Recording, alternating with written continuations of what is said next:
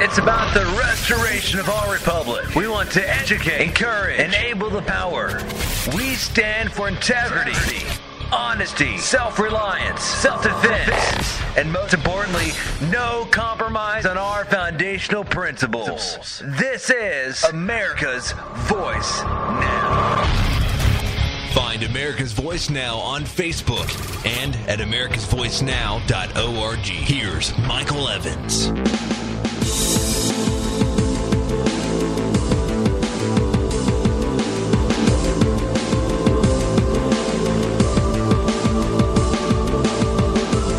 Good morning, America. You're listening to America's Voice Now. My name is Michael Evans. I am your host this morning. You know, there's an enormous amount of information out there this morning in reference to what's going on in the Iranian nuclear negotiations. We're going to talk about that this morning. We're going to talk about the Federal Reserve and how they are driving or making an attempt to drive savings out of existence and drive in money people have into investment instead. The method or the reason behind that is simply because they are, at this point, they've held interest rates down for so long that banks now are looking to charge you to have a savings account. In other words, instead of providing you with an interest rate for maintaining money within a bank, they want to charge you to actually have a savings account, checking accounts as well. They're worried about bank runs, and we're going to talk a little bit more about that. The third topic we're going to handle is the FBI and how they are doing the NSA's domestic dirty work. It's come out now that, you know, we've been hearing all of these official testimony from the NSA that we're not spying on Americans, we're not doing this, we're not reading their emails, we're not listening to their phone calls. All of that has proven to be a misrepresentation and a lie. And the proof of that is the fact that instead of them doing it, they're having the FBI do it on their behalf. Now, you know, amazingly enough, this is the kind of thing that we've been talking about for some time.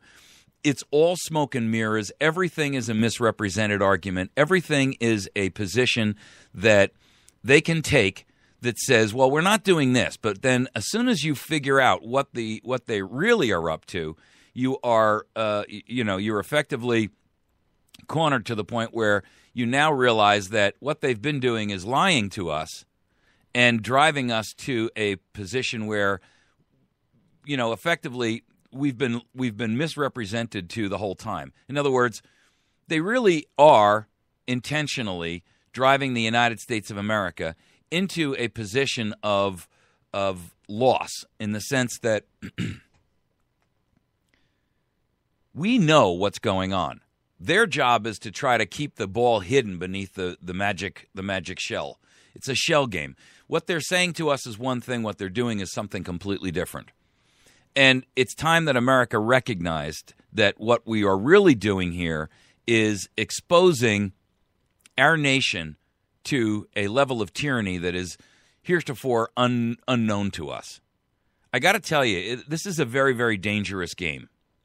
And when the FBI is doing the dirty work for them, they can say under oath, well, we're not spying on Americans. They're not. The FBI is doing it for them. They're then feeding them the information through a series of connections that they have so that they can effectively avoid the legal implications of this. I got to tell you something. When you combine that with our fourth segment, which is going to be the race to militarize America and mark or identify the domestic enemies of the government, we are really, really approaching a very, very dangerous period. And so I just want you to be aware of the implications of this. I want you to start doing your own homework and looking at this. This is at this point, look, the most cynical person can look at this and say, the level of involvement that the government has in terms of intentional damage to the United States is so obvious at this point that one has to begin to wonder, what is the master plan here? Because we're really at a point where you can no longer begin to think, well, perhaps it's all just a coincidental mistake. I mean, really, when you look at what's being done with energy, when you look at what's being done with the fabric of our society, when you look at the militarization of our law enforcement, when you look at what's being done internationally, we are constantly separating ourselves from our old allies and putting our nation in danger. When you look at the spying and the surveillance that's going on, all of these things conspire together. And I'll grant you that it's circumstantial, right? In other words, you can't sit there and point to a specific smoking gun and say, here we go. But on the flip side of the fence, you can't ignore the evidence. In other words, here you've got somebody, to draw an analogy, here you've got somebody that the police have pulled over, and in his car, they find bloody clothes, they find some burglary tools, they find some weapons, they find, all of the evidence that something terrible has occurred. Now, they don't know where it's occurred, and they don't have a body, but they've got all the evidence that points to the fact that somewhere there's a body somewhere. And, just because you don't actually have the body in the trunk and you don't have the smoking gun, if you will, doesn't mean that something hasn't occurred that is dire indeed. And I think that's the problem, is America doesn't want to recognize, because, take the analogy further, the guy that they've pulled over is the pillar of the community, right? And so who wants to think badly of that guy? That's where we find ourselves. There was an article out this morning, which I posted up on our Facebook account, about how Chinese villages are basically vanishing. And in place of that, they're all moving to the cities in Asia, in China especially.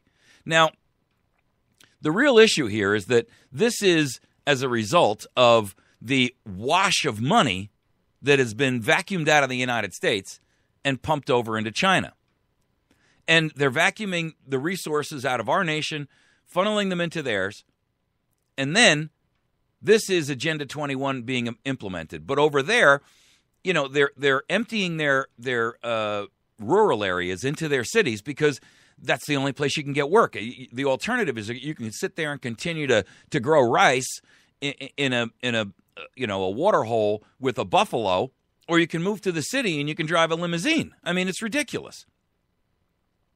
In our nation, they're doing the same thing. They're utilizing the EPA and other agencies to essentially bankrupt America and drive Americans out of the rural marketplaces where they can be captive, where they can be monitored, where they can be contained. If you want food, if you want water, if you want a government job post the coming financial collapse, you're going to have to move to a city. You won't be able to live in rural America. And then, of course, the people who are out there, the Sierra Club and those groups, they all will have their accomplished goal. A nation that is allowed to go back to nature, shall we say. So, all right, let's jump into our first topic here, because the information that's out there in reference to the Federal Reserve and the Fed's concerns about bank runs is kind of interesting. They're deeply concerned about the fact that Americans are recognizing that the economy is on the verge of implosion. And the global regulators, they are looking for a way to figure out how to limit these bank runs. Simultaneously, the interest rate's been held down for so long that banks are sitting there and trying to figure out a way that they can force people into investment instead of savings. Because by forcing people into investment, what they end up doing is allowing, for all intents and purposes, for the United States to be able to put all of that credit at risk, all of those dollars at risk. In other words, by forcing money out of savings and into investment, they have the opportunity to vacuum that money up. But they can't get to it if it's in savings accounts. But if you put it in an investment, then it's capital that's at risk. You get it? So what they're looking to do is actually charge you to allow your money to sit in a bank somewhere. Now, that's pretty interesting, because the idea is that if they can get money out of your control, then they have the ability to, one, utilize it themselves to manipulate it. But in addition to that, that capital becomes at risk suddenly. And that's not something that Americans, or many Americans, are willing to do. We don't want to always have our capital at risk, especially if you're older and you're a senior. That money is, and the interest that you're earning on it is what you've been living on. That combined with, whatever you get in Social Security or what have you. And, all right, I'll grant you that there are many abuses that occur where you've got, very wealthy individuals who are sitting there collecting Social Security and, they're getting government benefits even though they could easily afford to pay their own way.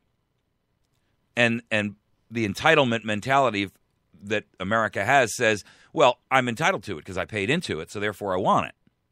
The problem, of course, with that is that our Social Security system is essentially a Ponzi scheme. Medicare and Medicaid are Ponzi schemes. And now the new health care program is basically adding to the Ponzi scheme. The problem with Ponzi schemes is that at some point in time, you run out of new investors to continue to pay off the old investors, and then the whole thing comes down like a house of cards. There are some recent articles out there about how the current situation would already fall under, and I talked about this in an earlier show last week, the current situation would already be classified as a Ponzi scheme by the FTA. In other words, the Federal Trade Commission, FTC, excuse me. The FTC would already consider Social Security, Medicare, Medicaid, the prescription drug program, and all of these entitlement programs that the United States of America has.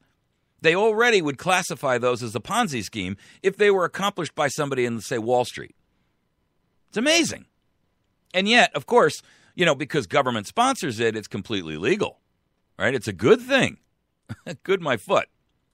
So what we're now looking at is the scenario where bankers are looking to, one, have a number of policy tools to counter these potentially devastating bank runs, and they want additional power to cover a broader array of the marketplace. In other words, everyone who's in the Federal Reserve Governor Dan Chiarullo came out the other day and said there is a need to supplement prudential bank regulation with a third set of policy options in the form of regulatory tools that can be applied on a market-wide basis. Now, this is a euphemism for essentially saying that we want more control over the direct United States economy. And you have to recognize that the Federal Reserve is already an agency that is outside of governmental authority and review. Well, they haven't been audited, and when they're asked about things like that, they tell Congress, well, we have to maintain our independence. The truth of the matter is, I don't want any organization out there who classifies themselves as independent of the oversight that we the people should theoretically have over them. When they carry this much power, this much authority, this much impact on our economy, on our entire economic scenario, and in addition to that, our monetary supply, I mean, it's insane that we have an oligarchy of bankers who effectively run this nation. And Congress has no ability to look over their shoulder and see what they're up to at all. They want to write these new rules that would make it less attractive for banks to actually raise cash in these short-term funding markets. Banks are looking for escape hatches, if you will, since there have been some regulations under the Dodd-Frank Act. And in fact, under the Dodd-Frank Act, one of the primary functions that was put in place to allow or to bar banks from becoming too big to fail was the idea that banks that trade in these toxic derivatives have to separate that business or can't be in line with that business with the rest of their investment banking business because they're so toxic. In other words, you can't mix. If you're going to deal in poison, you can't have that poison in the same building as your food supply because, would you want your grocery store to also sell toxic chemicals in the same building? Of course not. And so what they did is they separated those two under Dodd-Frank, which was about the only worthwhile thing that came out of Dodd-Frank. The downside to that is that they've just suddenly, with a lot of lobbying against Congress, eviscerated that same one benefit that came out of Dodd-Frank.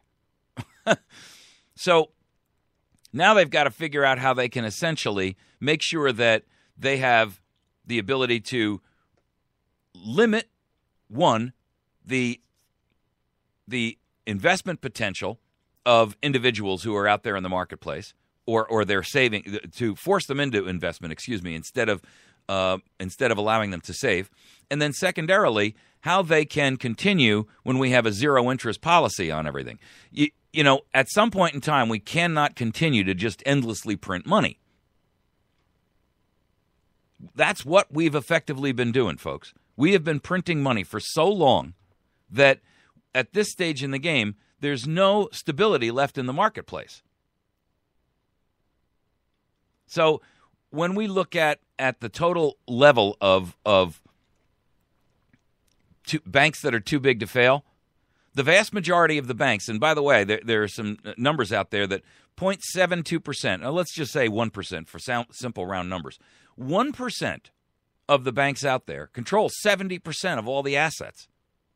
I mean, that is completely wrong. 1% of all the banks out there own 70% of all the assets, or have all of those assets under their control. When I heard Janet Yellen in an interview with Congress for her approval hearing to be the new head of the Fed, it was interesting for her when one or two of the senators asked her about the fact that since 2009 and the collapse of the financial world back in just before Obama became president, the number of banks that are small regional banks and credit unions and that kind of thing, in other words, these smaller community organization banks, the number of those has dropped to zero. In other words, there is no new banks that are coming on, and yet the banks that are out there that have marketplace skewing reach are growing by leaps and bounds, and they are consolidating to make matters even worse. So essentially, all that's happening is we are reaching a point where the major banks have a monopoly. There is no competition because they are one. The Fed itself is in charge of regulation of all banks, including the small ones. And they are essentially blocking the small ones because, and Yellen admitted this, the regulations that are required for small community banks to spring up are the same regulations that are required of, these global behemoths. Well, that's ridiculous. How can you sit there and say that a small bank that wants to open up in small town USA and just serve its local community should be subject to the same regulatory limitations that are placed on these massive banks that have literally hundreds and hundreds of billions of dollars, and in some cases trillions of dollars under their control? The risk is not there. You're talking about a bank that's going to lend to community, to farmers, for real estate, for small business investment, for the local community who, the small business guy goes and he says, hey, listen, I want a $50,000 loan to continue to just roll over on my business because that's what the turnover is on my inventory. I mean, and yet that bank is subject to the same regulatory requirements as Goldman Sachs. How can that be? And Yellen, of course, says, well, we'll look into it. I mean, she openly admitted that level of, look, when you sit there and take a banking system that is controlled by the top 1% of banks in the world, and you give them the authority to regulate all the lower banks beneath them, that's like saying to Exxon, listen, we're going to allow you, or Shell, pick any major gas company, we're going to allow you, or at least a group of you monster megaliths, to dictate what the rules are for any small competitor that wants to come in and compete against you. Well, what do you think they're going to do? Do you think they're actually going to allow real, true competition? Of course not. They're going to say they are, and then they're going to put in place such onerous limits that it's impossible for any of those organizations to actually accomplish the task at hand. What we have, ladies and gentlemen, is a consolidation of banks underneath the Federal Reserve. They are terrified that at some point in time, Americans are going to recognize exactly how far down the economic rabbit hole we've fallen. They are trying to force ways to keep you out of savings because then you could run on it. But you can't run on it if it's an investment that's tied up in Wall Street, which, of course, is their game as well. They own the banks, and they own most of the major banking investment firms. But your money is not accessible to you if it's an investment. It is accessible to you if it's in a savings account, and that's the difference. So by forcing you out of savings and into investment, one, your money's not accessible to you. You can't. It's not liquid. You can't go to the bank and say, I want my money. You can only cash out. And you can only cash out, of course, after the market has collapsed, which means that all of your capital is at risk. So what they are going to do as a regulatory tool is force you to pay for the privilege of allowing them to hold your money. And that's a market incentive or a motivator for you to migrate out of savings and into investment. This is Cass Sunstein's nudge principle run completely amok. And I've got to tell you, when you look at this in the totality of so many other aspects of our country that have completely gone awry and away from the principles of constitutional government and free markets, free thinking, free speech, when you look at the idea that every aspect of our country and the fabric of our society and everything upon which we built this nation is under threat or under direct attack, you got to question, how much longer can this continue? When we talk a little bit later about in our next segment about Iran and the nukes and the petrodollar and the Saudis and how all of that relates to us, you're going to recognize that the petrodollar is one of the major things that is holding up the United States as the world's reserve currency. Then when you combine that with the fact that the BRICS companies, which is Brazil, Russia, India, China, and South Africa, and now Australia and a host of other countries who have joined up under BRICS, they want to unseat the dollar as the world's reserve currency.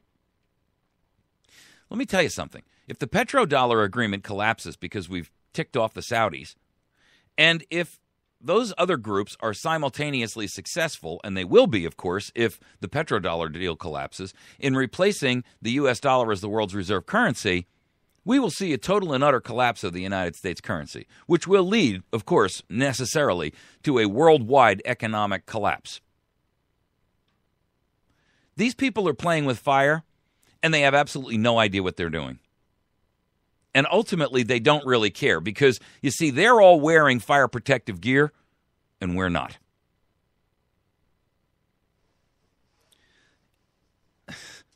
It's stunning. It's frightening. And combined collectively, it is Machiavellian in its application and implications for Americans. I consistently say over and over and over again, we must achieve a point in which the critical mass of America recognizes that we can no longer sit on the sidelines and act like sheep waiting to be sheared. We must collectively determine that we have had enough. We must artfully, with well-reasoned intent and a plan of action, take our nation back. The alternative to that is dire indeed. And I would hate to ultimately see this country collapse and descend into, for all intents and purposes, anarchy. Because once that door is opened, once the financial collapse occurs, I got to tell you, the danger is that you'll see foreign nations and foreign governments like China and Russia who will try to come in on the United States. They will recognize that we are weak and flailing about in the waters of the ocean. And trust me, they are great white sharks. They are our biggest predator.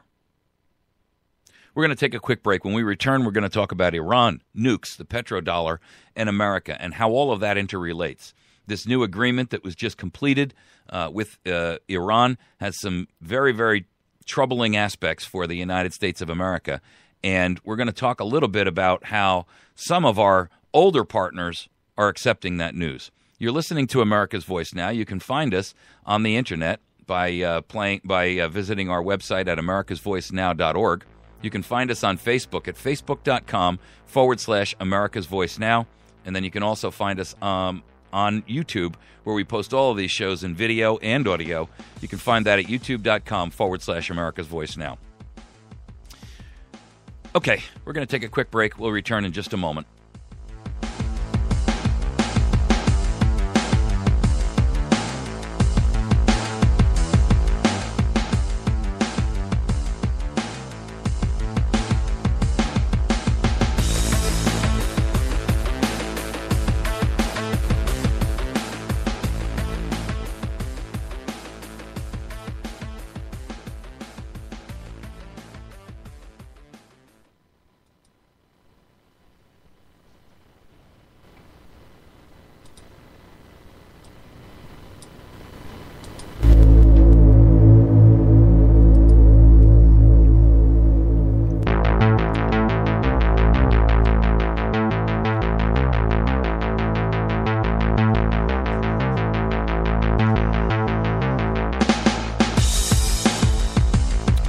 All right.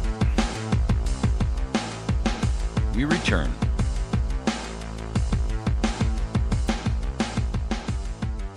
The recent deal, if you want to call it that, with Iran is very troubling indeed.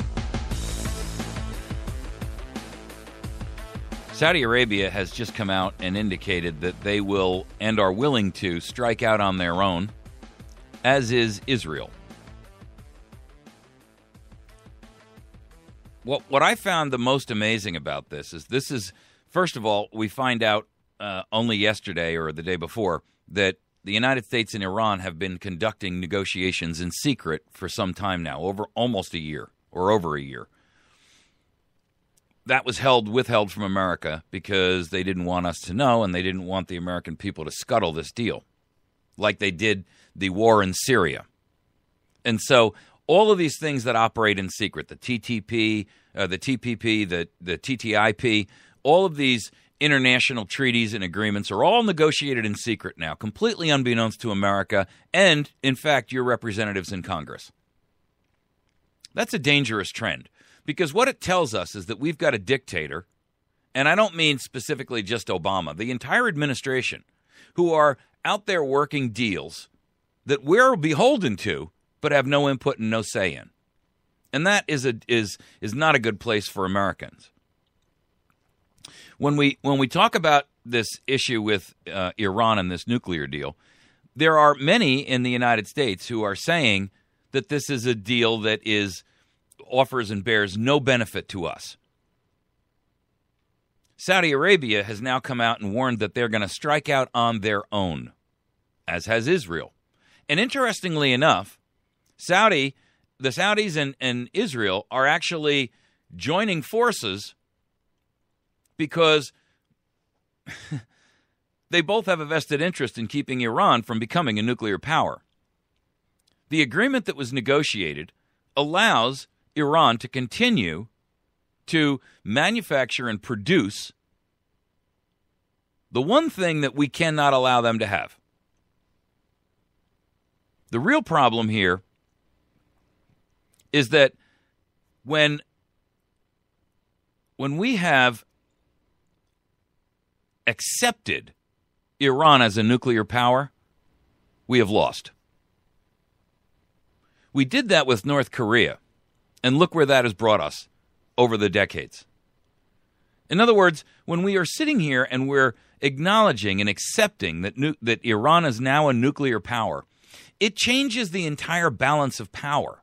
It changed the balance of power on the continent in Asia, and it's going to change the balance of power in the Middle East. I did a show about a week ago, maybe 10 days ago, about how Saudi Arabia has already, for all intents and purposes, already bought a nuclear weapon force. They haven't accepted delivery yet. They bought it from Pakistan. And there's plenty of supporting documentation out there, because essentially here's what's happened. The Saudis, knowing that at some point in time Iran was likely to end up with nuclear weapons. They've already built the infrastructure domestically for them to be able to handle nuclear weapons. They've already got the missiles. They've already got the silos. They bought the missiles. The only things they're missing is the screw-on warheads.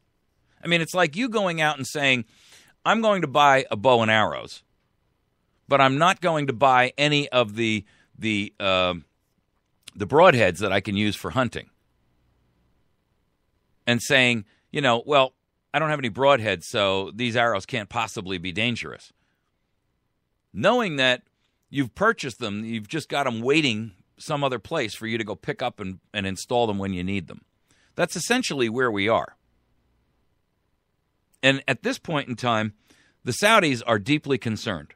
They have been silent in reference to this agreement, and yet they are all meeting collectively together, and they're discussing openly with Israel the options for how they can operate and act independently and strike out on their own against Iran outside of the United Nations, the United States, Russia, and any of the other countries that have been negotiating for all intents and purposes with their enemy on their behalf, but not consulting them. I mean, it's ridiculous. They're claiming that they were kept in the dark by the Western allies over the Iranian nuclear deal. Well, that's kind of like the idea that you allow someone else to negotiate on your behalf with someone dangerous who lives next door to you, but doesn't involve you in any of the negotiations, and then comes and says, so we've got a plan here. We're going to allow him to keep firearms in the house. We're going to allow him to continue to keep the C4 the explosives that he's already manufactured. He's just promising not to make any more. And you say, whoa, wait a minute. You can't allow him to keep that C4. It's dangerous. Well, in this case, he promises not to use it. I mean, that's insane. Your house is at risk because you live right next door. The people who negotiated the deal live on the other side of town, and it's no risk to them at all. How absurd. How absurd. The truth of the matter is, this deal was not good for America. Frankly, it's a very complex issue. And I can't sit here and say that I am competent to understand all of the intricacies involved in it. I can't say that I am. What I can tell you is that in the case that we're looking at right now, there had to be a better way than acquiescing to Iran's demands. I mean, Iran has come right out and said, we won. We get to continue enrichment. We have a fundamental entitlement to enrichment. Now, John Kerry comes out and says, we won. They have no fundamental entitlement to enrichment. Wow. So you're telling me that this is an agreement that was negotiated between two parties. Both come up to the microphone after the signing of the deal, and they both have completely diametrically opposed views of the agreement that they just collectively signed. One says we can have enrichment. The other says you can't. Either the agreement outlines that they can or they cannot, but they can't be both that wrong.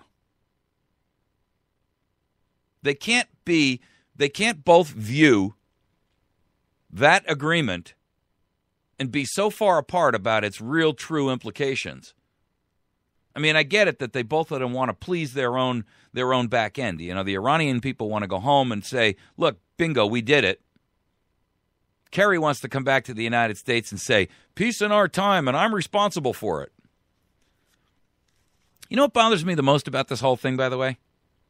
You notice how Kerry, when you see him in photographs, or in video talking about this, the guy looks like the Cheshire Cat. He is more interested in his own personal legacy, I think, than he is in actually whether or not what he's doing is good for the world at large. And that bothers me, that these people who are, so embedded and so deeply entrenched in power are really not necessarily worried about what's good for the world or what's good for the country. They're more interested in being able to say, I did it. I'm responsible for that. Yep, it's me, baby, and you really owe me. I find that shameful. What's more important is I find that dangerous, because these people aren't really interested in what's good for America. They're interested in what the history books are going to say about them. I don't see the benefit to that. I really don't. In this case, the Saudis are going to do something with Israel here. And the problem, of course, with that is that if they are forced to take action on their own, does that mean that the world is now going to turn on them and look at them as the aggressors in this case?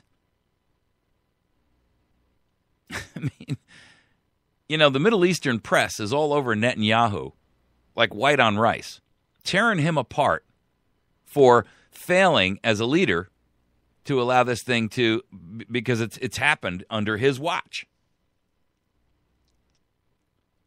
The Iranians are going home and saying, see, they've accepted our fundamental right to enrichment. I got to tell you, and let's just take a look at this enrichment thing for a moment. The reason they say they want enrichment is for peaceful nuclear power. Well, to be honest with you, there's a whole problem with that whole topic. I mean, we just saw a meltdown of Fukushima in Japan. And who's to say that if these guys were to build a nuclear power plant, that they would do it in a safe way?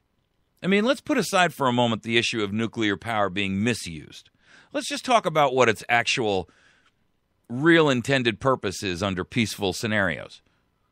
The real reason they want this is because they say they want to be able to build a nuclear power plant. Well, I have to tell you, we don't know enough about how to create a nuclear power plant safely that we should really be allowing Iran to build one. And the reason I say that is because an accident like happened in Fukushima and could happen in Iran if the implications are global. I mean, look what's going on in Fukushima right now. We've got after the tsunami, there is a junk pile that is the size of entire states. I'm talking about like the size of Nevada, that is sweeping across the Pacific, and it's slowly approaching the United States western coast. It's radioactive. They have no way that they have been able to contain the nuclear reaction. They're about to actually try to pull the fuel rods out of the disaster of what's left of Fukushima. We're all on pins and needles as to what's going to happen with that, because if they make one mistake, they will expose the planet to massive amounts of radiation. We are already getting radiation as the natural course of weather patterns move west to east. The implications of this are staggering. And we don't really even know the long-term ramifications of what will come about as a result of Fukushima, nor, frankly, is our media and our government being honest with us about the true implications and the true dangers of Fukushima. I mean, that's just a reality, people. They're keeping a lid on the whole thing because they don't want Americans to be terrified of nuclear power. I don't think that we as a collective species, mankind, is smart enough to play the split the atom game. I don't think we know enough about it, and I don't think we have the resources or the knowledge on how to contain it when it gets out of control. And that's the problem. I mean, we figured out how to make a weapon out of it, but we haven't figured out how to use it safely for our own benefit as an energy source. And that's the problem. even if Iran has purely, let's assume for argument's sake that this is all just government nonsense, right? That this is all just warmongering and talk, and really Iran only just wants to build nuclear power plants. I don't think Iran is capable, technologically speaking, of building a safe nuclear power plant. I don't think anybody is. It's not just Iran. I don't think anybody is capable of that. And I got to tell you, to a certain extent, there's some argument to be made to the point that Iran is sitting on vast deposits of oil. I mean, equivalent to what Saudi Arabia has. So why would they want to undercut their own retail product? I mean, that doesn't make sense. It really doesn't. It would be like Michael Dell deciding to market a product that doesn't require computers to offer computing. I mean, why would he do that? It means he's never going to sell another computer again. The whole argument is kind of nonsensical. But even if we want to believe that Iran's true nuclear motivations are on how to build, nuclear power, we are assuming that they actually know what they're doing. And I don't think they do. I think they will cut safeguards. I think they will cut corners to get it implemented because there's political hay to be made to be able to say, see, we told you, we really didn't want nuclear weapons. And the truth of the matter is that once they've gotten to that point, the idea of creating nuclear weapons is a cinch. At best, this agreement, which lasts only 6 months, is already stated to be fraught with problems in the sense that how do we verify?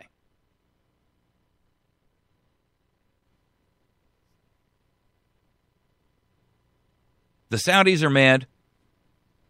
And if the Saudis are angry at the United States, remember that they're the holders in the petrodollar agreement partner. What is the petrodollar agreement? Basically, it's that we have committed that we will protect them and protect their monarchies in exchange for them requiring that all transactions occur in U.S. dollar-denominated currency. So no matter who you are, if you want to buy oil from the OPEC nations, you've got to transfer and convert your currency from whatever it was, whether it's rubles or reals or whatever it is, or euros for that matter, to the U.S. dollar. And that props up our currency. But if these guys have reached a point where they say the United States is no longer really honoring the petrodollar agreement, and they decide to break it and start accepting any other currency, including what the BRICS countries want to create as the world's currency, in open defiance against the U.S. dollar reserve, we're sunk. Not only are we sunk, but the whole world is sunk. There just aren't... Look, if the United States dollar is unseated as the world's reserve currency, it will bring our economic system to a collapse. Inflation will run so rampant here in the United States that the prices will change from the time you get in the door to the time you actually get up to the counter to buy that loaf of bread.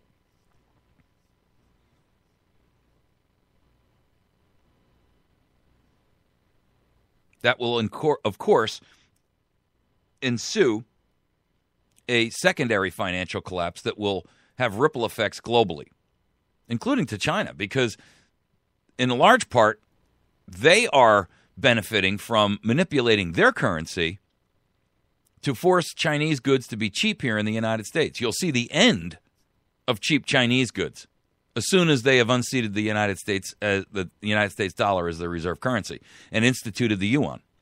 Because then all of these electronic gadgets that we buy that are so cheap will not be cheap any longer.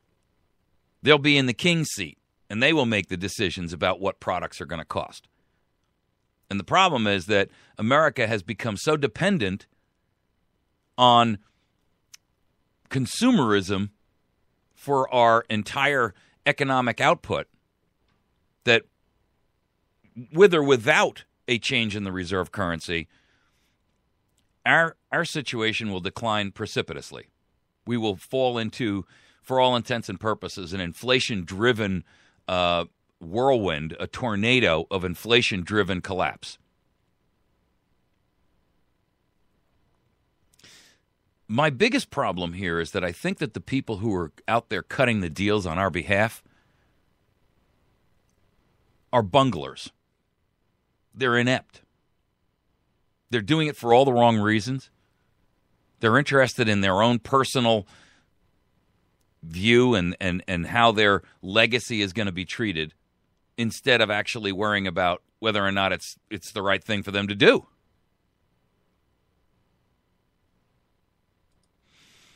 I got to tell you, I'm not confident that this is really in our best interest in any way, shape, or form. I know that over the course of the next 6 months, and when we're talking about the Iranians' ability to develop, I keep hearing these people saying, "Well, this stalls their ability to it extends by months their ability to race to the nuclear edge and say, okay, we've got a bomb." I got to tell you, if we're down to months anyway, where do you think this is going to go? I mean, it doesn't really, it doesn't really bode well that we've allowed Iran to get to the point where they are literally months away from creating a nuclear weapon. And now at this point, what we're trying to do is stall the clock from the 12 o'clock midnight hour to the 12:01 hour. I mean, it's ridiculous.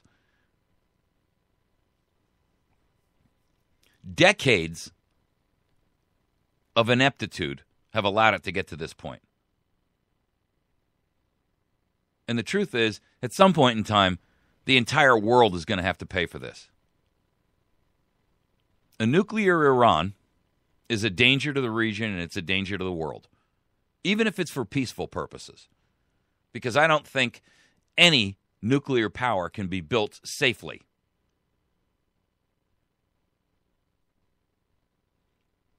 I don't really know where this will end up. I know I'll be watching it carefully and closely, and you should be too. But the truth of the matter is that no matter how it works, this is going to be a dangerous position for us. The one thing I think that we can look at is going to come out of this is that by allowing Iran to sign this deal, we're going to see lower oil prices on a global scale.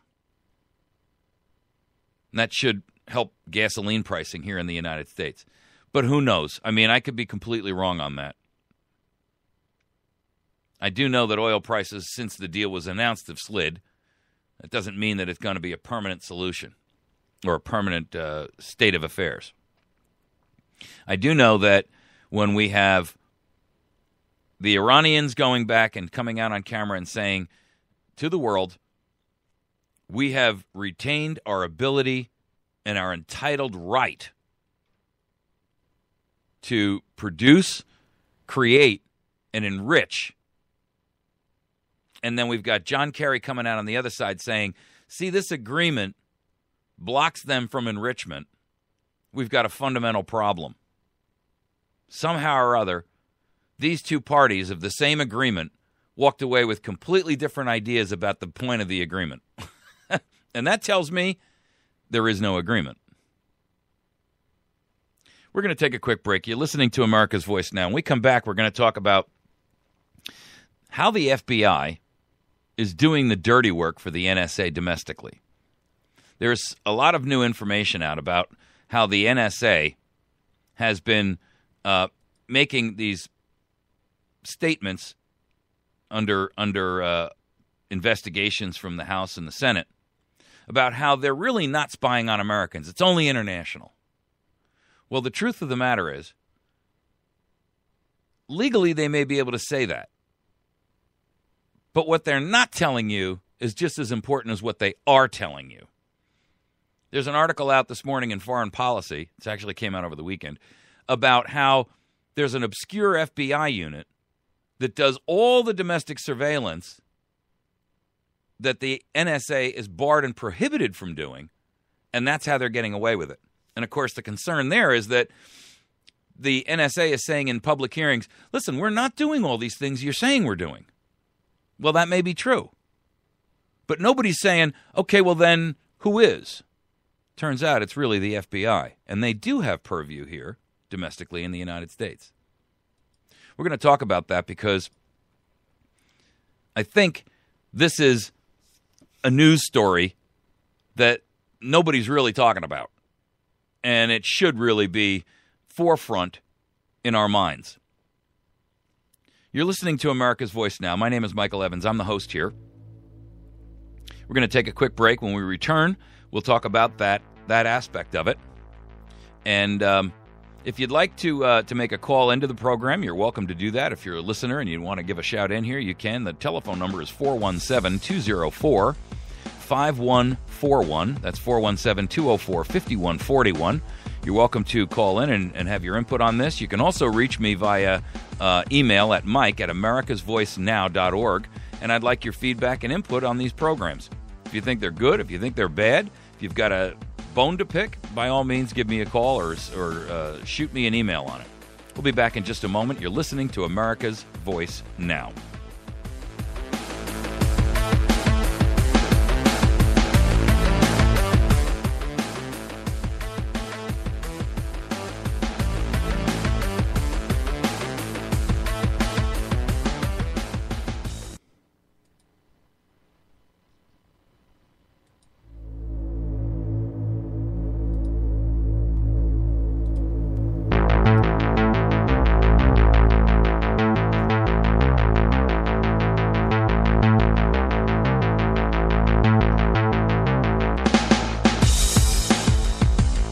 All right. Returned as promised.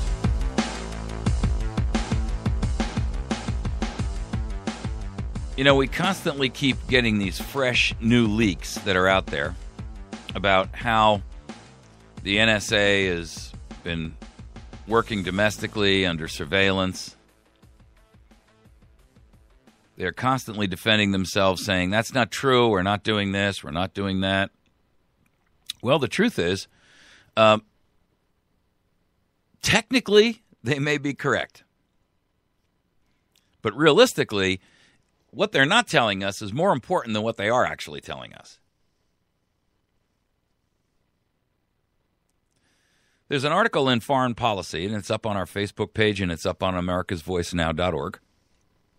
And I'll incorporate it into, or a link to it, in the description section on this YouTube video.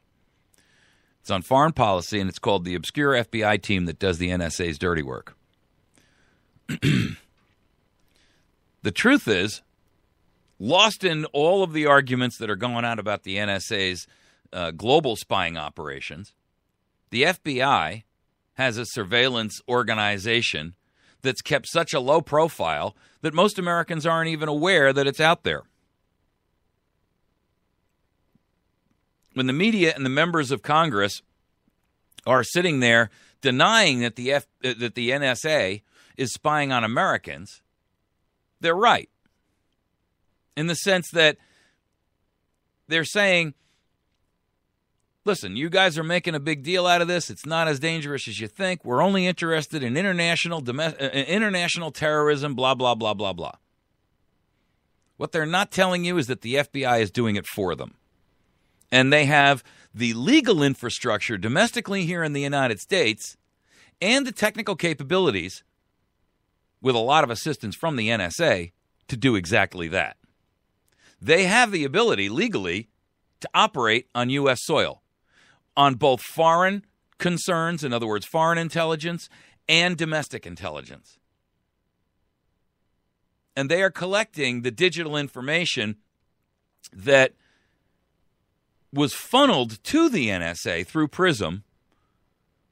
And the truth of the matter is, everything that you thought was going on is going on, And maybe it's not just the NSA doing it, it's the NSA in conjunction with the FBI. But nobody wants to talk about that. The FBI is actually the organization that went out and petitioned the FISA court to order Verizon, excuse me, to order Verizon to hand over the call records of millions of their callers.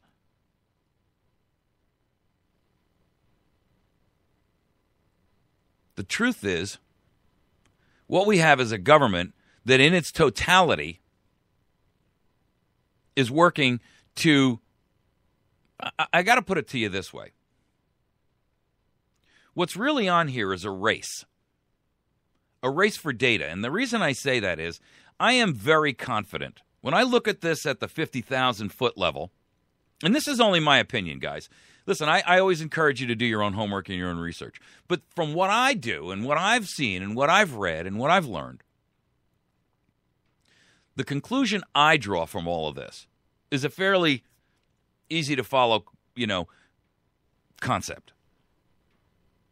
The United States government knows that we have reached the end of the money manipulation game. They realize that the United States has lost all of its clout internationally. They've been complicit in that, and in fact. They realize that the American people are beginning to think of civil disturbance as perhaps the only means necessary to take our government back. And they are in a race against time. The race against time is essentially to make sure that they have everything under their control that they need under their control, so that when it happens, whatever it may be, whether it's domestic or whether it's a national, an international issue, whether it's a domestic issue, whether it's a natural disaster, whether it's a man-made disaster, whether it's a, whatever it is, they are in a position to know who their enemies are and who they're not. They're in a race to identify and tag everyone. And the truth is, they don't really care at all about any of the issues that you think they care about. They're just using those as the excuse to sell it to you. I'm specifically addressing Obamacare here, in the sense that Obamacare is a method of securing and scraping up all the data that they need on all Americans. But nobody gets to avoid the trap this way. See, by passing a law that says everybody's subjected to it and everybody has to participate in it, they have an enormous data collection pool that can be accomplished with either the state or the federal hubs. All of that information, even if from it's a state, even if it's from a state healthcare connection, has to all go back through the DHS, has to go back through the Social Security Administration, has to go back through Medicaid, Medicare. They are finding every piece of information that they need in order to build dossiers and therefore enemy lists on Americans. And I truthfully believe, and I get it, some of you people will say, man, this guy's wearing a tinfoil hat, 3 layers thick. Okay. But when you look at the totality of everything that's going on here, you got to recognize that your government is interested in building and collecting as much data as possible about you. And the reason they're doing that is not for your benefit. There can be no positive result that comes out of that. It's no longer the exception. It's now the rule that our federal government is funneling military equipment to local police departments and police forces. It's everywhere, folks. The truth of the matter is that as we sit here right now, what's happening in our local police departments is tantamount to the United States of America becoming a militarized police state with a national police force. The article out in the NRC from the Netherlands the other day says that the NSA has infected 50,000 computer networks with malicious software. The FBI is doing it here domestically. And at the same point in time, all of our local police forces are being geared and set up for the militarization of a nationalized police force with the power and the authority and the ability to essentially control all of the nation. Meanwhile, you've got groups like Obamacare, which are collecting that which the NSA and the FBI can't get, either legally or because it's too costly or it's too difficult or it would take too long. Here's my point. We're in a race for all data on all Americans to be built, collected, and then disseminated to the appropriate groups. The reason behind that is because with that data, they can know who to target. And I firmly believe, that what our government has planned for us is so nefarious, so insidious, so dangerous, that if you are not worried about it, it's because you don't want to be worried about it. They are pumping, literally, these MRAP vehicles, which are mine-resistant armored patrol vehicles. They are pumping these things into cities and counties around the country. They cost $500,000 a piece, but they're coming back from Iraq, they're coming back from Afghanistan, and they're dumping them out on the American communities.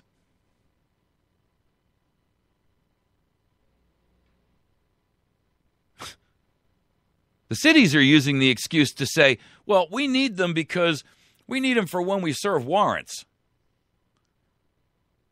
Well, come on now. I mean, really, is America, domestic America, that dangerous that when you go to issue a warrant for failure to show up in court over a nickel bag that you've got to show up with an MRAP?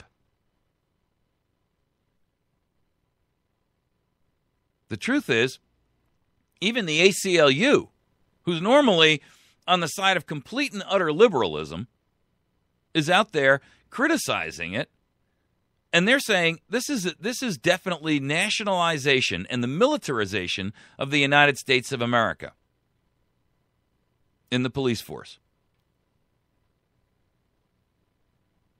You've got the NSA collecting data on Americans, the FBI collecting data on Americans, Obamacare vacuuming up vast mountains of information about Americans and then giving that to the FBI and the NSA to throw into their dossier vaults.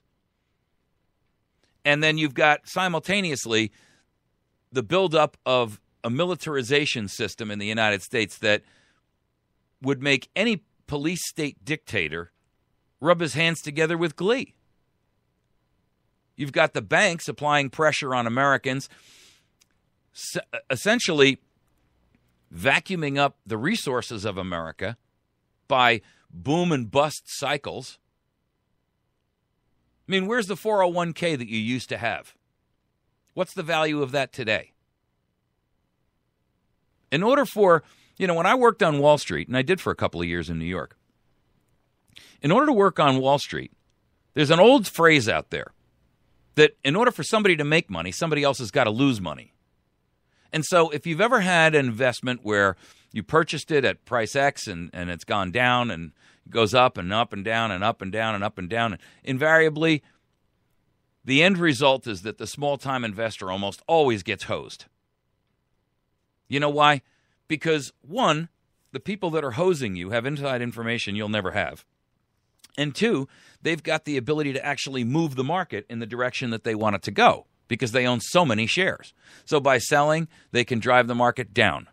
And, while the left hand is selling, the right hand is buying. I mean, it's a game, folks. Meanwhile, the banks are trying to force you into investing and out of saving because it's another way to apply pressure to get, to vacuum up the last tidbits that are left out there of the American resources. You've got the EPA at war with landowners. You've got the EPA at war with all of the energy systems in our country that actually functionally work. Meanwhile, we're spending taxpayer money on boondoggles like wind and solar power that have zero hope of actually meeting our energy requirements.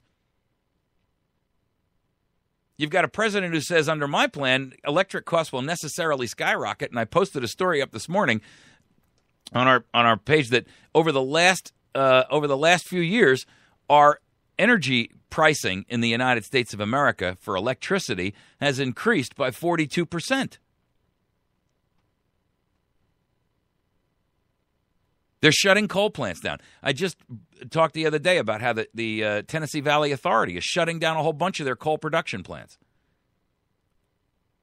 and coal energy plants. Well, guess what? When you take that amount of electricity out of the system, something else has to make up for it. And when there's a shortage of something, what happens? The price rises. These are fundamental requirements and these are fundamental principles of, of free markets. And not even free markets. Supply and demand. If the supply is down, the price goes up. If the supply is voluminous, the price drops. Well, if you're going to necessarily squeeze down the amount of energy that can be produced by cutting out the coal plants, which happen to be a significant percentage of our electrical generation, then what happens? The price goes up. Another way to vacuum more revenue from the American people. Make them more beholden on the government for entitlements, for energy subsidies. I mean, all of these things conspire collectively to make us look and say, wow,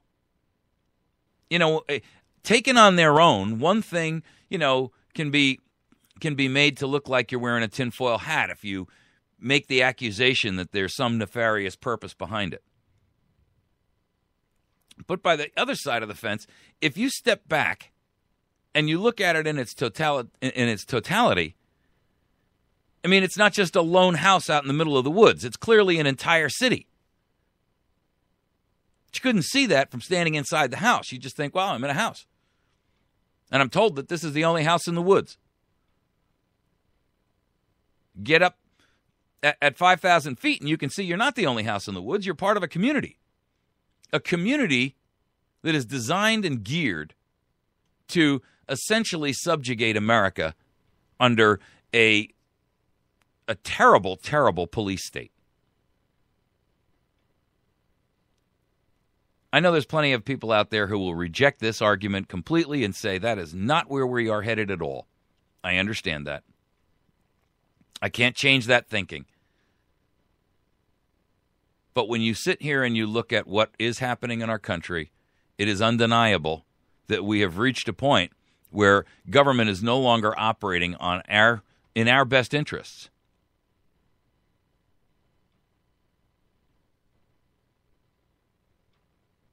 Government is no longer here to serve its fundamental purpose. The fundamental purpose of government, let's remember what that is. It is for the protection of the liberties and the freedoms of its citizens. If you believe that this government is actually doing that, then either you are a beneficiary of it in some way, shape, or form, the tyranny that they're incorporating into our society, or you are willfully ignorant. And I say willfully because there's no way that this can be a complete and utter surprise to you.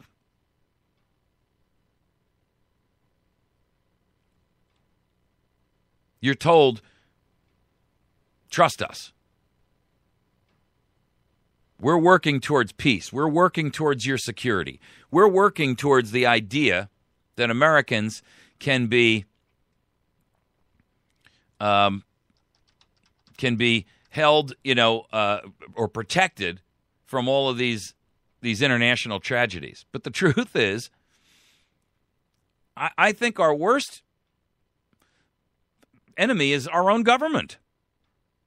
I think the risk that you have of being killed by a domestic or an international terrorist organization is infinitesimal.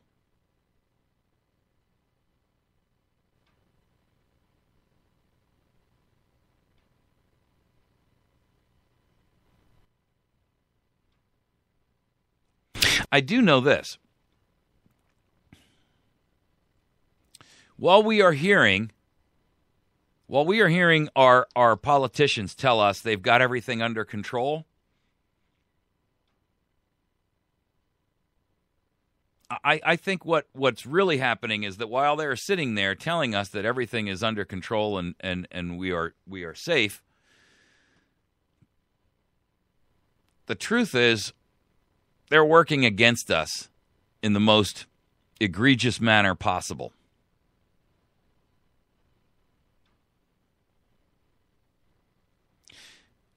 I'm reminded, you know, of the adage of Patrick Henry's statement where he says, "Why are we standing here arguing about, you know, gentlemen cry peace, peace, but there is no peace? What are we waiting for? The battle's already been joined. The next noise we hear will be the resounding clash of arms coming down from the north. And our brethren are already on the battlefield. Why stand we here debating these issues?"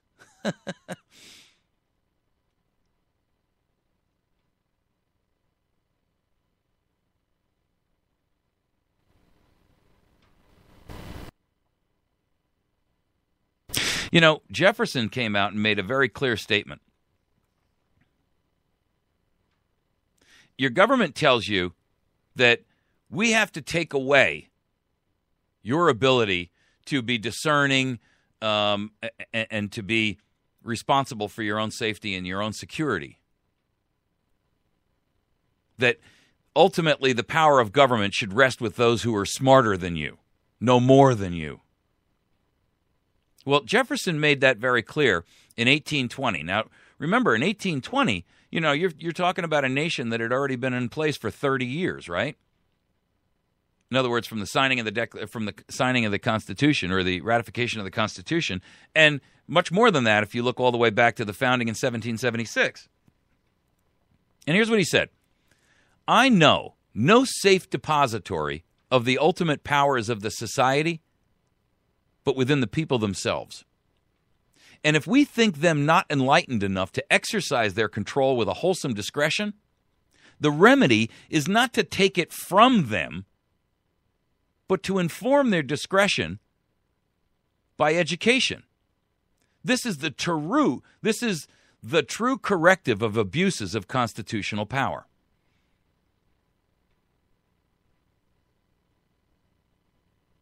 He wrote that in a letter to William Jarvis in 1820. Let me read it to you again. And then I want you to think about it for a second. "I know of no safe depository of the ultimate powers of society but the people themselves. And if we don't think them enlightened enough to exercise their control with wholesome discretion, the remedy is not to take it from them, but to inform them by education. This is the true corrective of abuses of constitutional power." And yet, everywhere you look, government is not trying to educate you and inform you of your mistakes by educating you about what the real issues are. In fact, everything that we hear shows that they're hiding the truth from us. Everything is negotiated now in secret. Only Congress can know. Only the NSA can know. Only the FBI can know. Everything is a secret. Well, how does that work to inform their discretion by education? You see, it works in the tyrant's best interest that everything is a secret. The truth of the matter is, anytime government tells you that it has to do this or that in secret, it's against your best interest. And there's no denying that.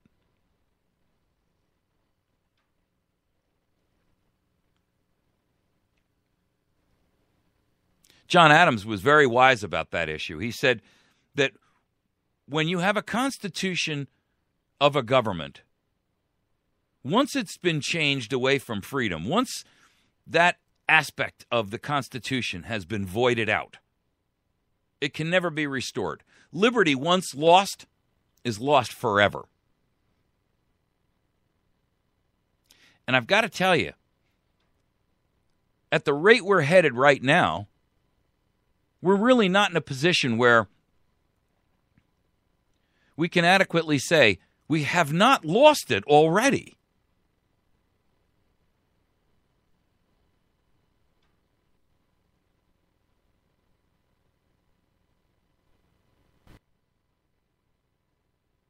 It's amazing to me that we have actually not recognized the fact that our liberty is already taken from us by elitists who believe that secrecy and doing things on your behalf, or at least allegedly on your behalf, without really notifying you about what the implications of that are so that you can make a decision that involves you,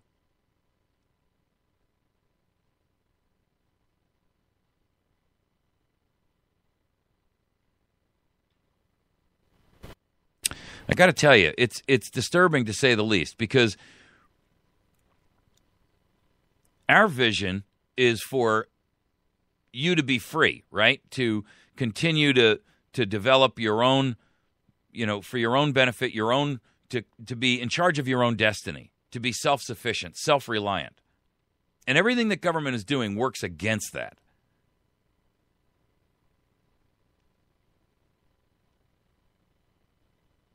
John Adams once said that it's been my hobby horse to see rising in America an empire of liberty. Now, he said this in 1786, which is kind of interesting because he's talking there about today. And listen, and you'll know why in a second, because he actually references 200 or 300 millions of free men without one noble or one king among them. In other words, his vision is now. But listen to the difference in what he was hoping for there to be and what there actually is. John Adams, in a letter to Count Sarsfield in February of 1786, here's what he said. It has ever been my hobby horse to see rising in America an empire of liberty and a prospect of 200 or 300 millions of freemen without one noble or one king among them. You say it is impossible. If I should agree with you in this, I would still say, let us try the experiment and preserve our equality as long as we can. A better system of education for the common people might preserve them long from such artificial inequalities as are prejudicial to society by confounding the natural distinctions of right and wrong, virtue and vice. So think about that for a moment, because what essentially he's saying is that if you utilize education and information for the masses of people,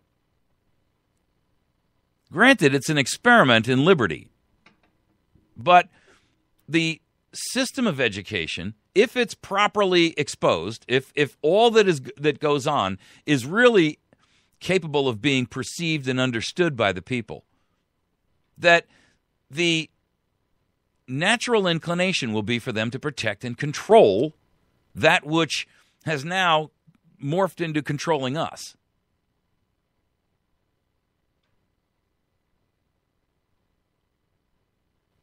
We've lost, however, the ability to discern and have general knowledge among us so that we recognize and see our own plight.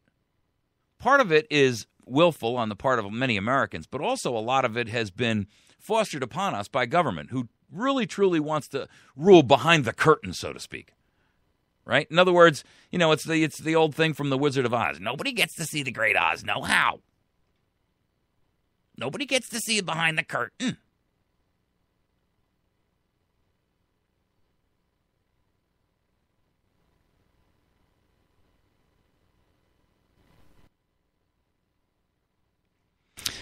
The truth is,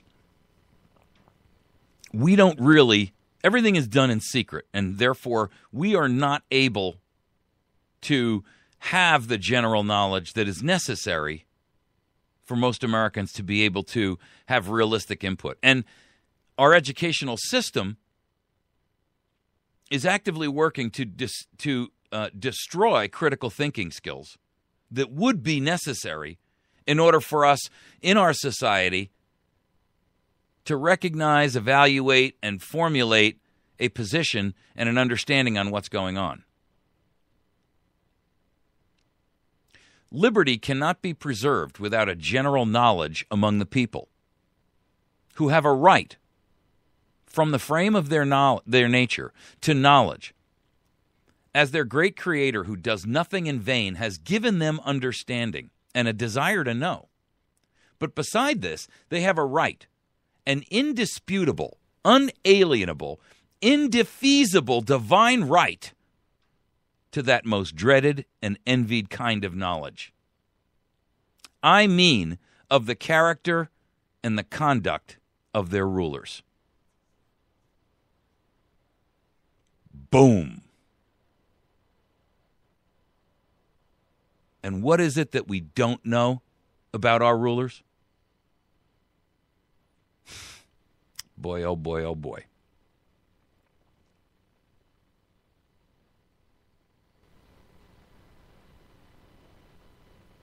The simple truth is, that sums it all up. Liberty can't be preserved without general knowledge among the people.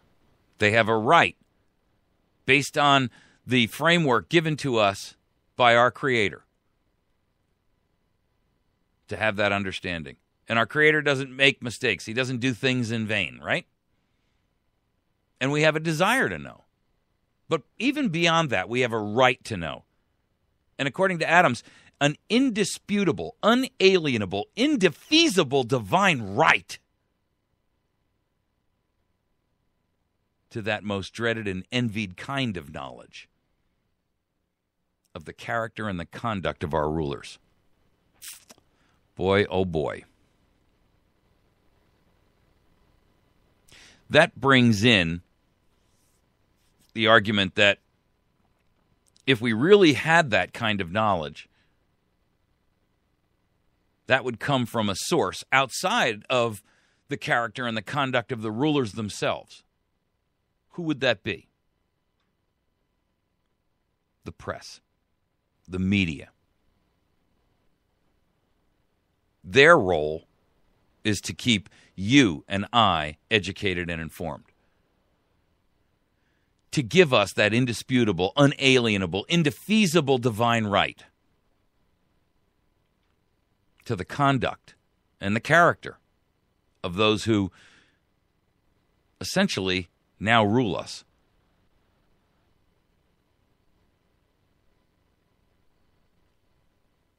Unfortunately, we've abandoned that as a principle. Whether we've done it willfully or whether or not it just happened to be the way it worked, I can't say. I suspect that, there's been a lot of pressure applied from the rulers themselves. But I can tell you this. Ultimately, with everything that is happening around us, the FBI, the NSA, the militarization of the United States of America, the manipulation of our monetary supply, the vacuuming up of the vast resources of America into the hands of a few, whether those are bankers or politicians or a collection of all, that doesn't bode well for us. And again, I'm brought back to the same statement that over and over and over again I have reiterated. The people of the United States of America must rise up and be counted. We must be fearless and fierce, and we must be courageous. We must speak out even when our voices shake. We must fight back and take this country back from the hands of those who have become our tyrannical abusers.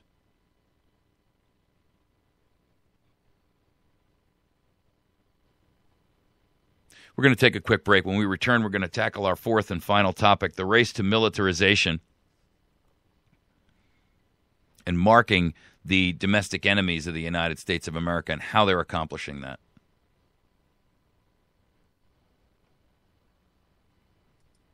It's frightening, but it's true. You can find us on the web at americasvoicenow.org. You can find us on Facebook at facebook.com/America's Voice Now. If you have an opportunity, you can click on the like button if you're a member of Facebook. If you're not a Facebook user, that's okay. You can still go there and read all the articles and the stories we post. You can read the comments from some of our listeners. We encourage you to do that. We want you to see some of the things that we talk about so that you can educate yourself. And, we take the time to, or I should say I take the time to go out there and find stories that I think are important for you to see. The stuff that the Ministry of Propaganda either isn't telling you about or, isn't really wanting you to see. We're going to take a break. We'll be right back. You're listening to America's Voice Now.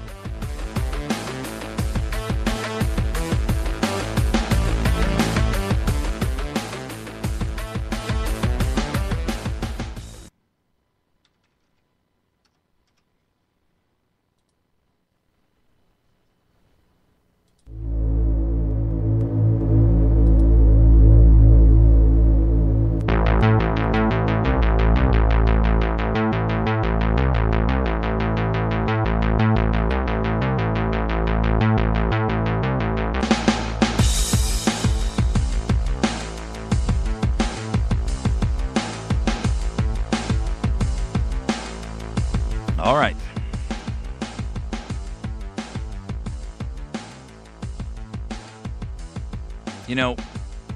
Even some of the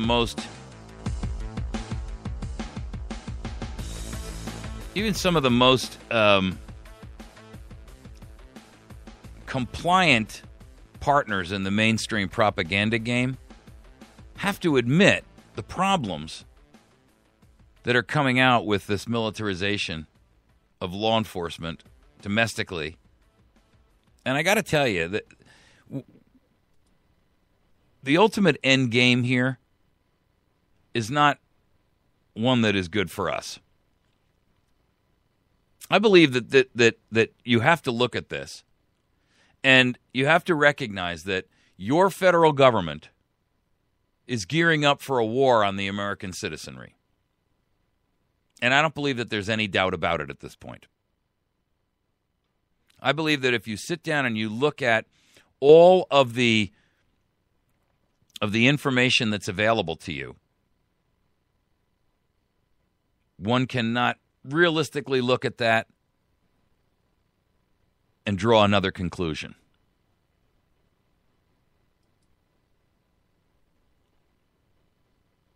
Because if you look at it and you look at it with the idea of true, true independent thinking, right?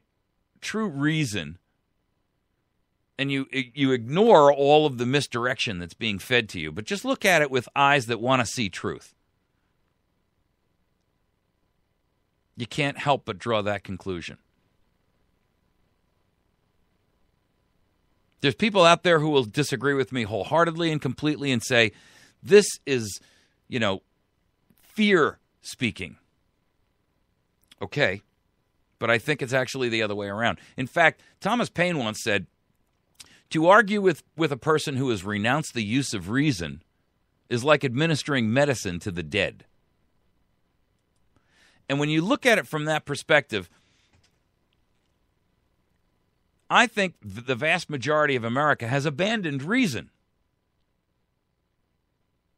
They've abandoned reason because, one, either there's something in it for them, i.e., they benefit in some way from what our country is going into and turning into, or they're more interested in the short-term benefit that they will get during their lives than to worry about what's going to happen to our future as our children, grandchildren, great-grandchildren, and future generations are born.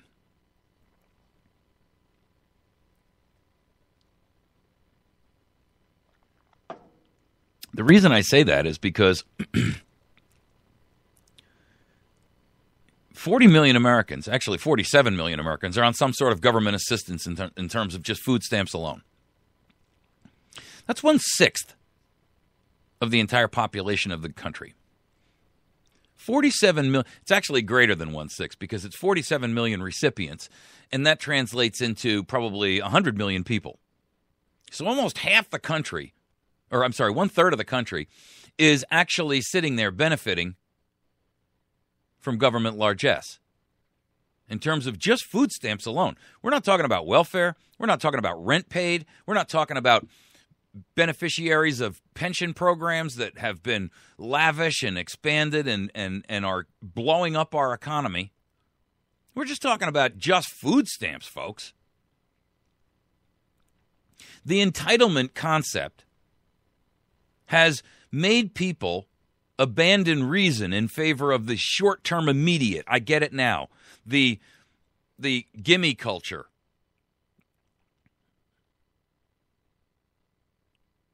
And I truly believe that the idea of all of these entitlement programs, even from their earliest days of inception, which, you know, when you go back and you look at the Great Society stuff, right, that came out of Johnson's administration, but even before that, who was actually one of the primary motivators of that? Roosevelt. I mean, he came out with the Bill of Rights, the Economic Bill of Rights. You remember that? In which he basically said everyone's entitled to a good job and everyone's entitled to a roof over their head. And I mean, look, where in the universe has it ever been given to you, has the idea ever been given to you that everyone is going to be equal in measure of skills and talents, and therefore results of use of those skills and talents?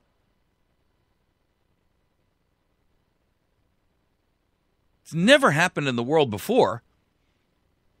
And the reason it hasn't is because it's against natural law for that to happen. Government can't control nature. You know, it's like sitting there saying, you know, we're so advanced we can control the weather. No, you can't. You may control a pocket or an isolated section of the weather, but thinking you can control the weather on the planet is just an absurdity. It's the height of hubris, arrogance, stupidity, frankly. And I say the same thing about trying to control the laws of nature. The laws of nature are very explicit. There's going to be winners and there's going to be losers. People are who they are and what they are. Some people are very, very motivated. And those people will succeed. There's a certain group that are not motivated. And guess what? They're not. I'm not saying that we shouldn't endeavor to try to help them to see the benefit of motivation, but to give them what they want that would normally result from their action, but isn't available to them because they refuse to take any action, is just, to me, that is insanity.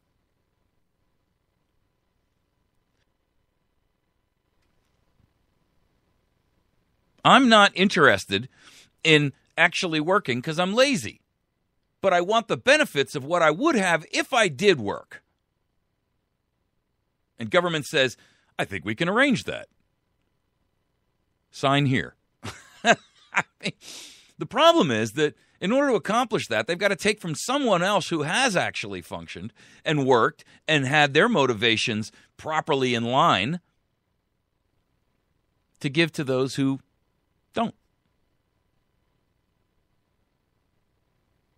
And now to make sure that it continues down that path and that those people are able to, for all intents and purposes, continue to direct things in their own best interest, we have got the idea of law enforcement in this country that is gearing up to enforce the fact that when the slaves rise up, we can put it down. I told you in an article the other day that an episode the other day, $34 billion worth of military equipment has been pumped into domestic law enforcement agencies in just the last 10 years alone. $34 billion. That takes the form of advanced weaponry. I mean, if you don't know it by now, most of your local police departments and your county sheriff's departments And all of the administrative agency law enforcement divisions have fully automatic weapons. Fully automatic now. We're not talking about, semi-automatic. We're talking about fully automatic weapons. Those are weapons of military, not weapons of law enforcement. Their argument, of course, is that we're outgunned. Bunk. That's not true. Why the USDA needs a SWAT team, why the Food and Drug Administration needs a SWAT team, why the Department of Education needs a SWAT team fully outfitted as paramilitary organization with, the same gear that my son wore in Afghanistan is beyond my comprehension. I mean, how dangerous is it to be a Department of Education employee? Really? You need a fully outfitted paramilitary organization that is the equivalent of a squad of guys running through the streets of Afghanistan. I don't buy it.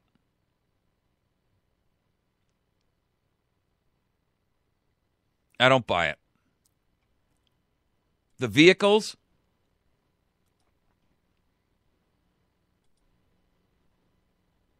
that are being pumped into our law enforcement agencies, completely unacceptable. There are orders in for 731 additional MRAPs to the military by civilian law enforcement agencies. They've already distributed hundreds and hundreds of them. And right now they have waiting lists of 731 other organizations who are asking for one. They're dumping drones. They're dumping fully kitted gear that you would see on a soldier in Iraq or Afghanistan into local police departments. We're talking about bulletproof vests, not just bulletproof vests, but body armor. The state of Ohio, the Ohio State University got an MRAP for the campus police. Wow. That's not even a domestic law enforcement agency. I mean, it's a university police department. They say they'll use it in large-scale emergencies and to provide a police presence on football game days. Wow.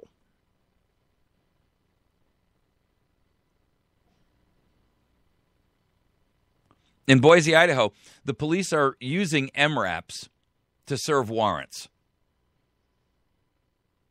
If they suspect that the person who they're going to serve the warrant on might be heavily armed or have explosives.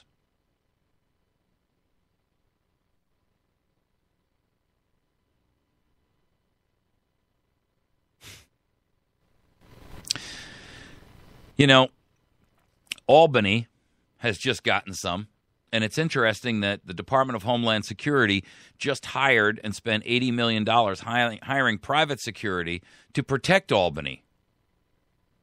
They were concerned about food riots when they cut the EBT cards back. I shouldn't say cut them. They cut them back.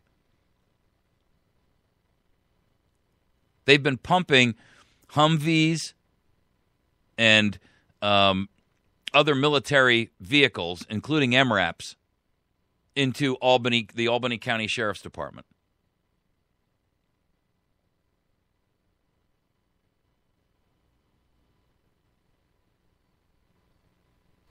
The problem is that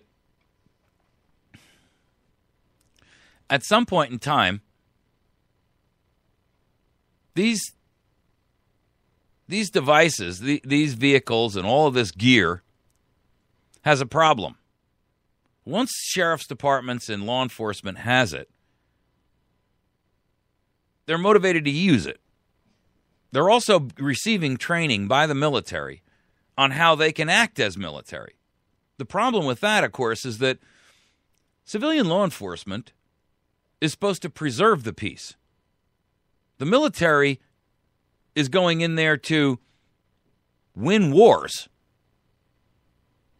irrespective of the cost. Their job is to take lives to accomplish a given goal. And now we're translating and transferring that mentality, that thinking, to civilian law enforcement.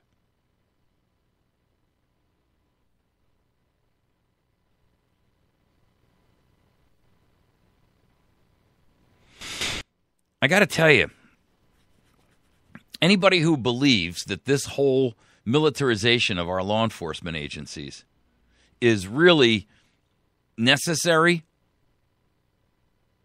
is either part of the industrial military complex that benefits, by the way, from all of this, because they get to sell billions and billions more replacement product to the military. You know, in other words, the military's sitting here and offloading these vehicles, which cost $500,000 a piece, right? Well, these things aren't worn out. I mean, let's get real. They're not worn out.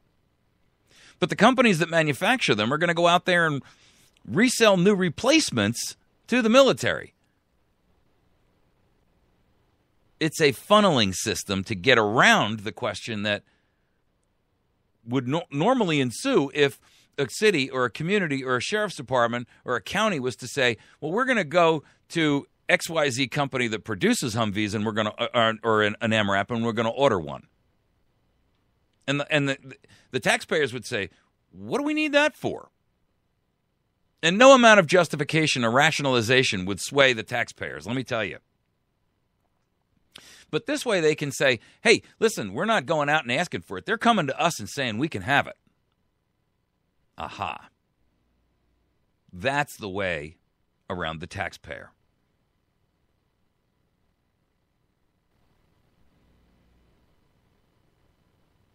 The end result is that they're getting what they want.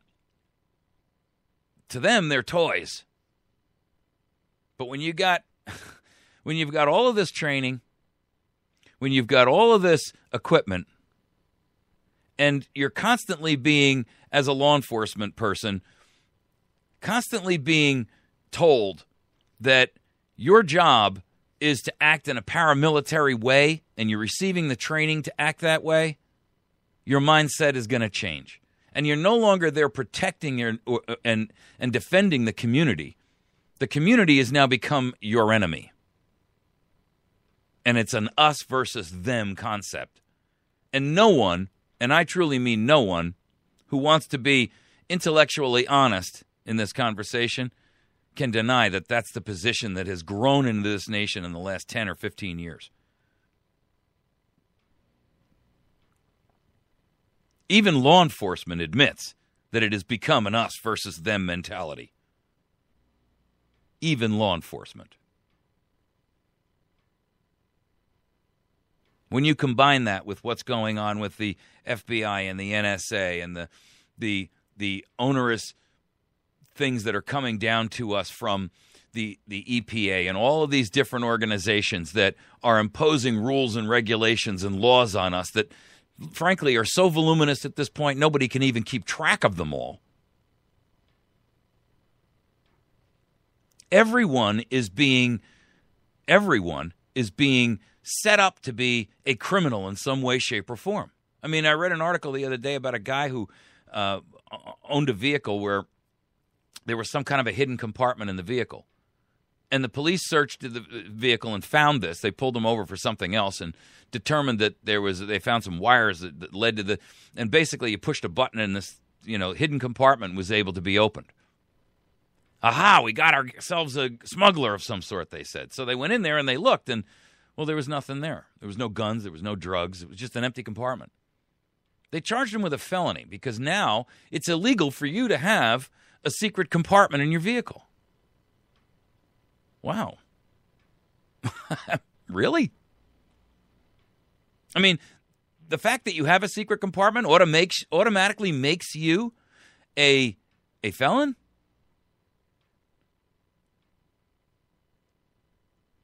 I mean, will it be a felony to now have a secret compartment in your home?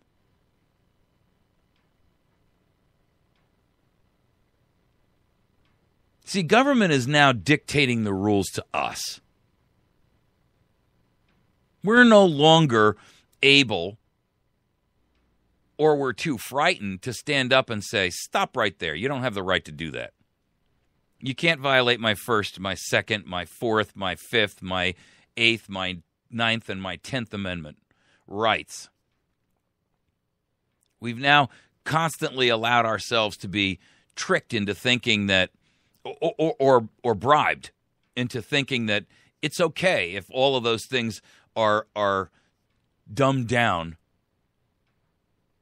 because there's some benefit in there for us. It's the old adage that if you tell a lie big enough and long enough, eventually it's believable. Well, I'll be honest with you, the folks in Albany or the folks in most of these small towns and cities and villages where they're putting up all of this military gear, the infinitesimal risk that they have of being killed by a foreign domestic or a foreign terrorist is so nominal, so small, or even a domestic terrorism, that the risk with in comparison to the solution is so disproportionate, it's not even worthy of a comparison.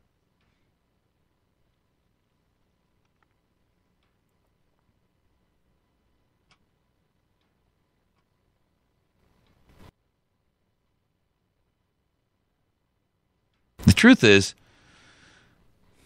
it doesn't bode well for America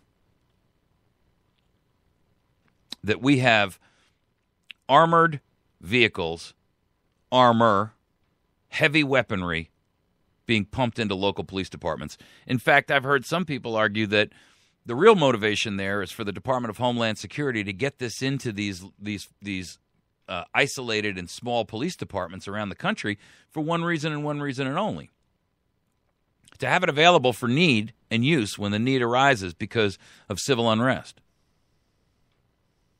Well, there's no denying that the DHS is all about that, folks. They have become the new domestic military that President Obama talked about before he first ran in 2008, that had to be as well funded and as well trained and as well kitted as our military.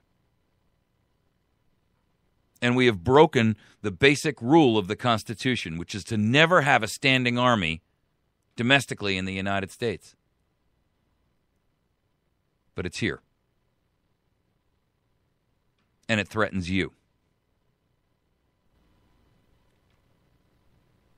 If your county, if your city, if your town is obtaining this kind of information and equipment, then I would strongly encourage you to call it out. Speak out, even when your voice shakes, and challenge it. Why? Where are you getting the money for it? Why do we have to have this? When you see it coming up on a vote for whether or not they should acquire that, put up a fight and say no. There's no need for that in our community. You're not soldiers who are occupying our towns. You're supposed to be police departments protecting us, not subjugating us.